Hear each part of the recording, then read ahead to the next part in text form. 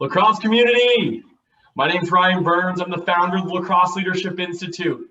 It's our mission to empower all those that love lacrosse, to recognize the skills you gain from the sport, to ultimately live the life of your dreams. Today, we're so fortunate to be joined by Dave Kotowski.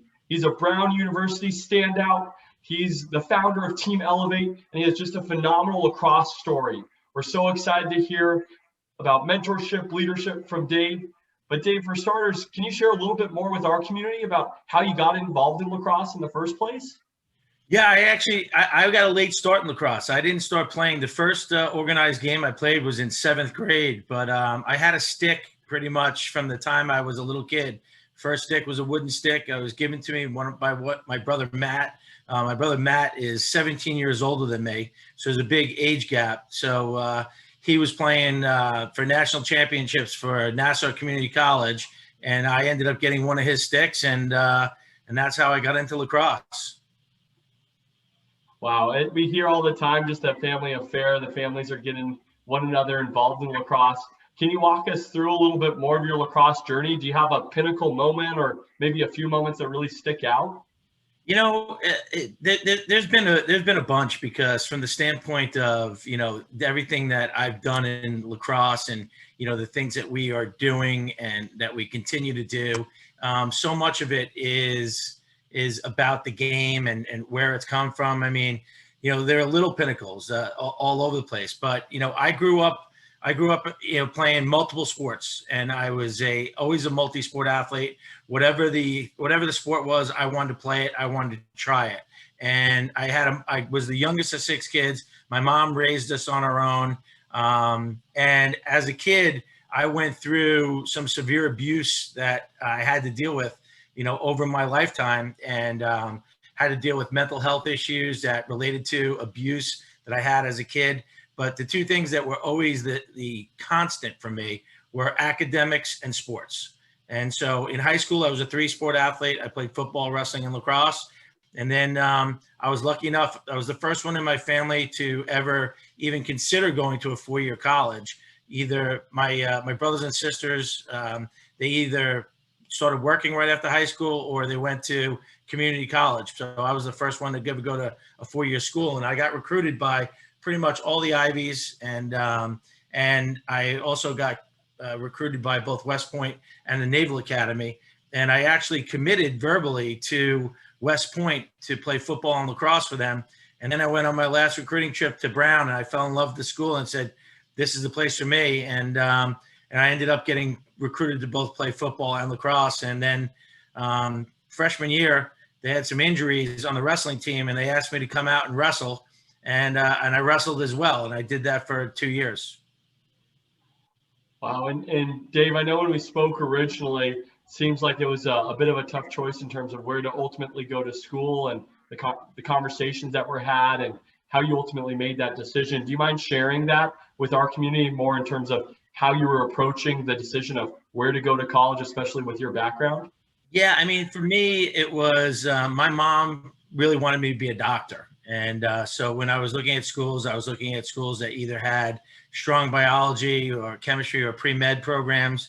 And so those are the things that I was really looking at, was combining those academics and athletics into one notch. But for me, what came down to it, what helped me with my decision was really the people. I got to spend a lot of time with the Brown lacrosse community. And what was nice at the time, I'm a Long Island kid, and we had a lot of Long Islanders on the team. So I kind of fit in very well with them.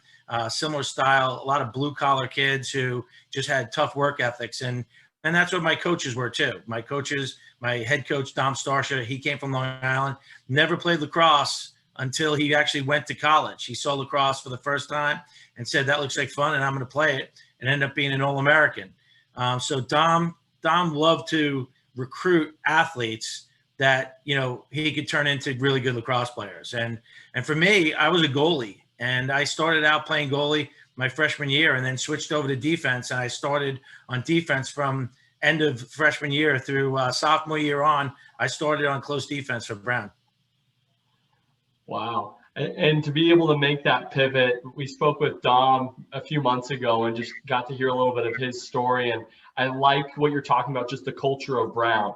It's exhibited by Dom and the rest of the Long Islanders with that blue collar, the grit, the tenacity that you need to be able to continue to grow, no matter what position on the field, wherever you are. It's working hard, staying positive, and going on to the next. And I think for me, that's one of the biggest translations of lacrosse to life that I had is, hey, let's stay positive, let's work hard, let's get through to the next topic. And having a leader that's able to implement that in the culture is such a big deal. Dave, can you share a little bit more in terms of your thoughts with leadership and culture? Well, I think, from a standpoint of leadership and culture, I kind of have an interesting background. I went down the Wall Street route after college, and I really grew up in the Merrill Lynch system.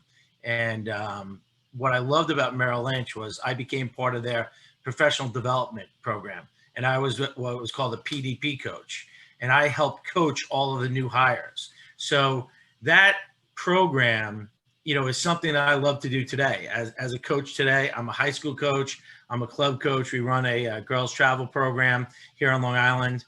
And that coaching side of it, to me, was always the thing that I loved most. So even when I was at Merrill Lynch, it was the coaching that I loved. I loved being able to help people and show them how they could basically create their careers and do it in the best way possible. So today, a lot of what we do today from a leadership standpoint, it's really how we run our program. We let kids make choices for themselves. For our older teams, we don't sub the kids. We let them sub themselves so they know they're on a clock. They need to sub in at certain times. So we like to develop that leadership where these kids, we're coaching, but they need to be leaders on the field. They need to be leaders with each other, amongst themselves, and all the things that we learn in sports. It's everything that when I was at Merrill Lynch and other companies, the only people I would hire were ex-athletes, because what do ex-athletes bring to the table? They bring the ability to be coached. So that coachability, they know how to work within a team. In most cases, they have time management skills that they've had to get, and really from the standpoint of that time management, especially in college, where you're managing both your class schedule. And in my case, I worked all 4 years as well as part of my financial aid package. So I had to work at Brown. So it was managing all of those things. I think you look at players in general, athletes, they're gritty, they're tough, they have a good work ethic. All of those things are life lessons. All of those things lead directly into success in life. Now, do you see these skills are something that you're just born with? Is it through sports that you're able to get them stronger or develop those? For yourself, where do you see these skills fitting into your life? I mean, there are certain things. I mean, certain athletes, they're born with, certain athletic ability, but the other intangibles, I think these are all things that you could absolutely work and grow with in the right environment and with the right leadership. I mean, there's plenty of bad leaders out there too. And, one of the things I used to tell people is, if you're going to a meeting and it's a bad speaker, don't just sit there and complain it's a bad speaker. Take notes on what would you do differently? How can you take something from this and make it into a positive? So those types of things, those leadership qualities, I think are just, everyone needs to focus on those things. What's coming up for me, Dave, is just accountability. The personal accountability to do what needs to be done, whether it's said or not said. I think there's a line of integrity that we all have within ourselves of making the right choice. And by being able to do that and hold yourself accountable to it, I think leaders can help you and coach you for that strategy you're talking about. Can you share a little bit for the girls or the kids that you're coaching right now? What are you telling them they need to do other than just subbing themselves? What are you telling them so that they can become the best versions of themselves and play at whatever level they want or live a great life? Well, you used the word accountability. We in club lacrosse and most, club programs, you're only practicing twice a week. It's not like high school lacrosse where you're practicing 5 or 6 days a week. So you only have these kids for, 2 days. It's what are they doing in their off days? How are they accountable to themselves? So one of the big things is, we're always preaching wall ball.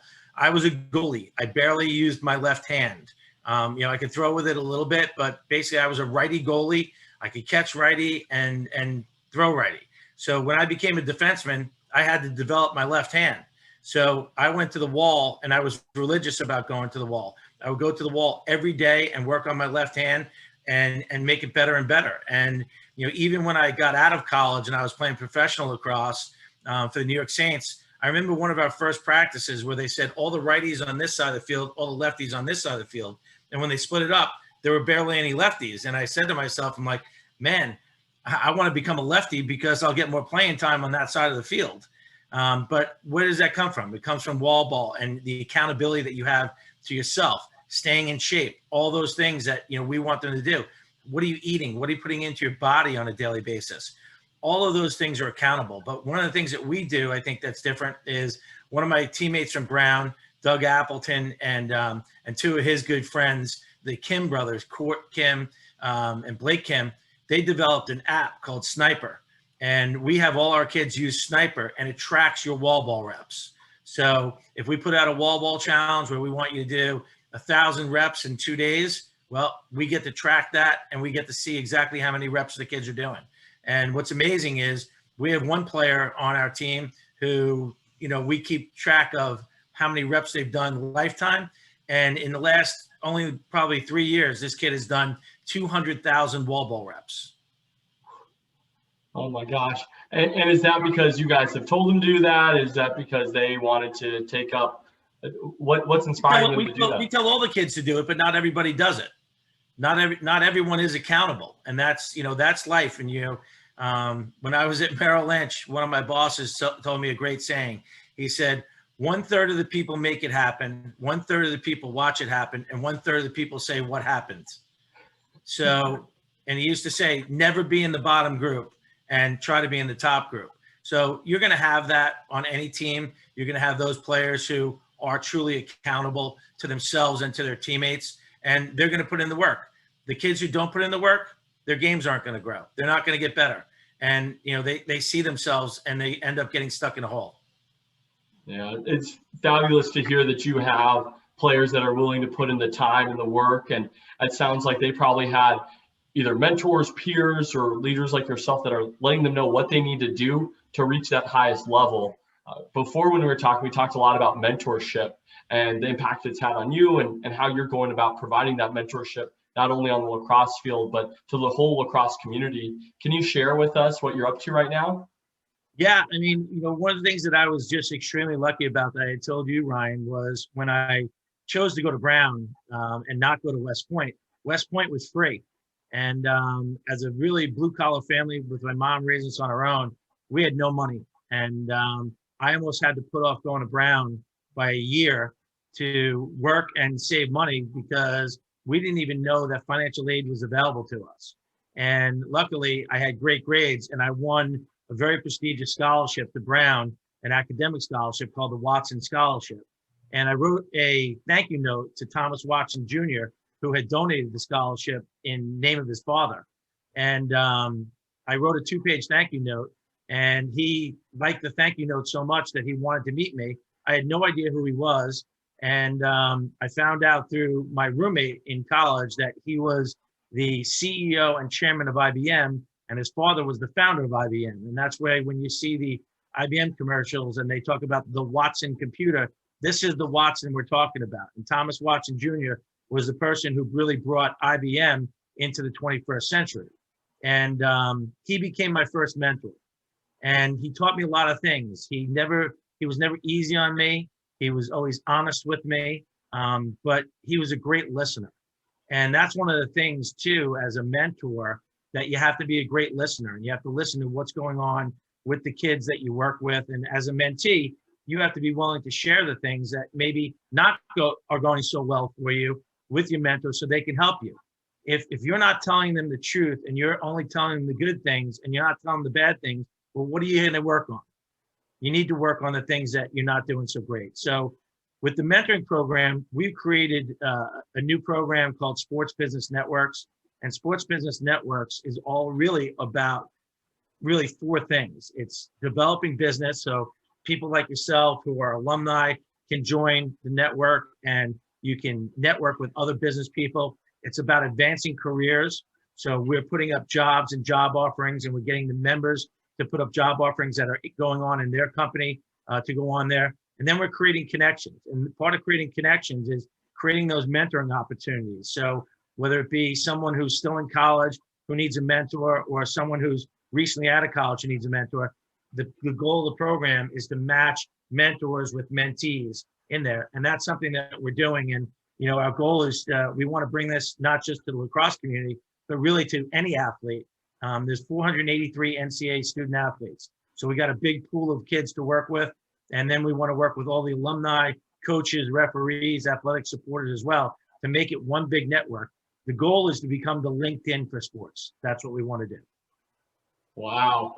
Dude, that's a huge goal, and the values there. I mean, that's something that really inspired me to have these conversations. We get to speak with great guys like you, Dom, and the rest of the community that we've started to grow. And everyone's been more than willing to share their perspective on leadership, lacrosse, how to be successful. And we couldn't be more thankful. So we're extremely supportive in this, and make sure to let us know how we can help, because this seems like a real opportunity for our community that may be in college or young, right out of college. Is there anything that they should be doing to reaching out to you, or how can people get involved in this? Yeah, well, you can look it up. Our site is sportsbusinessnetworks.com. So it's plural, sports is plural, and networks are plural. So sportsbusinessnetworks.com. You can check it out. When we're in the still in the early stages of this, we'll be doing a soft launch in the month of August, and that's why we partnered with two former lacrosse players as well, the Iserson brothers, who both went to Brown with me, Jeff and Sam. And we're going to be working with about 80 Fortune 500 companies that will be putting these job offerings up on our site. So it's a place where you can come for internships, jobs, networking, mentoring. It's the whole thing. So that's what Sports Business Networks is all about. And we have both an app for iOS, Apple, and Android as well. So you can use it right on your phone, or you can use it on your desktop. Wow, Dave, thank you so much for sharing that access point to this great networking community moving forward. What keeps you inspired right now?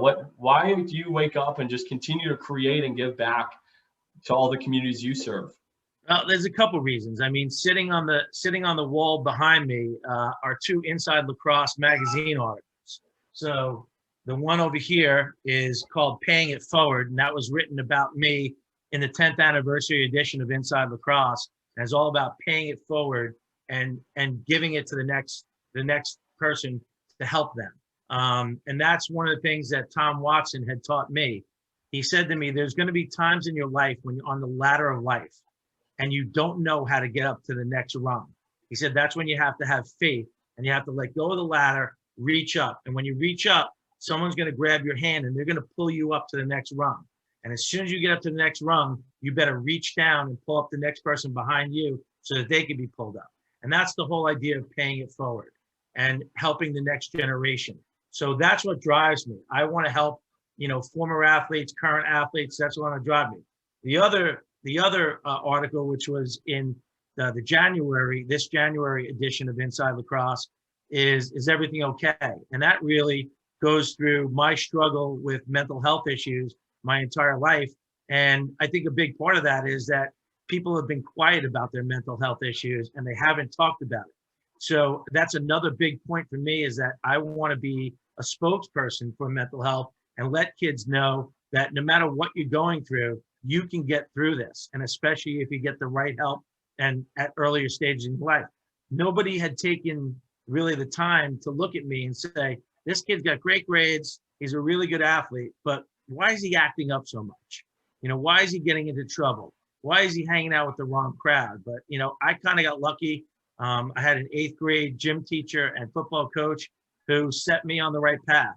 And he basically threatened me. He took a paddle off the wall and he said, either we could beat the good out of you, or we could beat the bad out of you, or we could find the good in you. And I said, find the good, find the good. I didn't want to get hit with a paddle. And he set me on a path. And, I was forever grateful for him to do that. But you almost look at someone like that, that's an early mentor who took an interest. And I think that's what we can do as coaches, is looking at our players and making sure that they're okay with their mental health, that they might be struggling, whether it be, I was a kid from a divorced family, so I know what it's like to go through a really bad divorce. And, there are kids in our program who are going through situations like that. There are parents who might be just too hard on their kids, and those kids go into a little bit of a shell. So it's paying attention, both as a player and both as a coach, that you got to see each other. If you're a teammate, is there something going on in your teammate's life that you notice that they're off a little bit? Something's going on. Ask them what's going on. Ask them if you could help. Ask them, if they just need someone to talk to. And you'd be surprised at what they say. So those are the two things that motivate me, is really helping all of these current and former athletes to be the best that they can be, and especially have them being in jobs that they love. There's 52% of recent college graduates are in a job that doesn't even require a 4-year degree. And of the 52% who are in those jobs, 50% of them hate the job that they're in. So, a big part of what we're trying to do with Sports Business Networks is making sure that kids know what's out there for them, and then finding a career that really suits them to their personality. Dave, there's so many fantastic points here, and I know we have to wrap this up, but thanks for being vulnerable. I'm taking that away from the mentee side of things. Be vulnerable, share what's going on. And we talk all the time about emotional intelligence or social awareness. I think that's the biggest takeaway for the rest of us, is let's make sure that we do have our ears open and we're willing to listen. And at the same time, it may just be being someone who's listening or sharing part of a community and other resources. Thank you so much, Dave. Is there anything else, though, that you'd like to share with us? Just one last thought on lacrosse or leadership today? I just think, I'll tell you is that I'm a parent. I have 3 daughters. They're all older. They're 27, 22, and 20 now. Is the importance of sports and, getting your kids to stick with a sport and making it fun for them. Don't make it miserable for them. So if you're a parent, the one thing I early on in my career, I was very tough on my kids. I'd be the dad who wanted to talk about the game in the car ride home. Now, I changed to where I would just say, I loved watching you play today. And then let them verbalize if they want to talk about the game. Or if I did want to talk about the game, ask permission to talk about the game. But the one thing I would say is, parents, keep your kids in sports. It's going to help them tremendously. It gives them an instant community when they get into college that they have immediately. You have this community of people for support all the time. So get your kids into sports, make them stick with it as long as they're having fun. Oh, Dave, best way to end this. Thank you again so much for your time. We really appreciate you being a part of our community now, and we look forward to seeing what else you're able to accomplish moving forward. Thanks, Ryan. Great for being here.